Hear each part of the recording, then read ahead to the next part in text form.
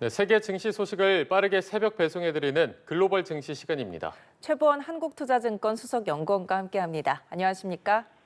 네, 안녕하세요. 네, 뉴욕 증시의 3대 주가 지수 말 그대로 폭등을 했습니다. 트럼프 대통령이 중국을 제외한 모든 교역국에 90일간 상호 관세를 유예하기로 한 영향으로 보이는데 간밤의 증시 상황 어떻게 보셨습니까? 네, 전일 S&P 500 지수와 나스닥 지수는 하루 만에 9.5%, 12.2% 상승했습니다. 필라델피아 반도체 지수는 하루 만에 18.7% 상승했는데요. 아무래도 트럼프 대통령이 중국을 제외한 국가들을 대상으로 상호 관세를 90일간 유예할 계획을 발표를 했습니다. 중국 같은 경우에는 관세율을 추가적으로 인상하는 모습을 보였지만은 아무래도 어제 같은 경우에는 미국 주요 기관들이 경기 침체 전망을 철회하는 등 관세 불확실성이 완화가 됨에 따라서 경기 침체 우려도 함께 완화가 되는 모습이 투자 심리를 개선을 시켰다라고 볼 수가 있겠습니다. 예. 다만 중국산 수입품에 대해서는 관세를 125%로 오히려 올리면서 압박 강도를 더욱 높였는데요. 이렇게 되면 세계 양대 경제 대국의 무역 전쟁 우려는 남아 있는 거 아닌가 이런 우려가 나오는데 어떻게 보실까요?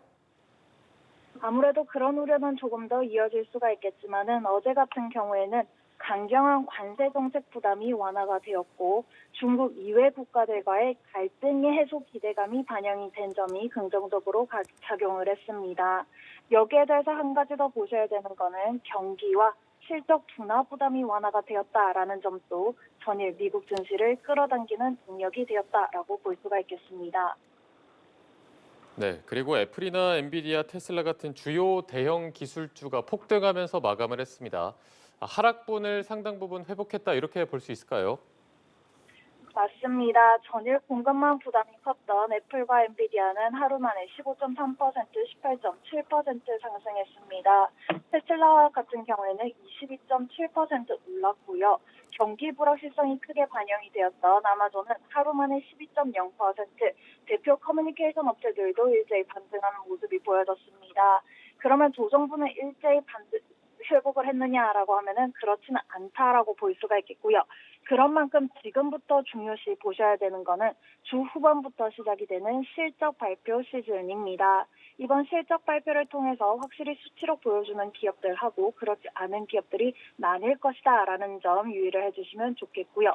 그런 측면에서 추가적으로 상승을 할 수가 있는가 없는가가 나뉠 것이다라는 점 참고해 주시면 좋으실 것 같습니다. 예, 실적 발표를 남겨두고 있는 만큼 장 흐름을 계속해서 지켜봐야 할 것 같습니다. 오늘 글로벌 증시 최보원 한국투자증권 수석 연구원과 함께했습니다. 고맙습니다. 고맙습니다. 감사합니다.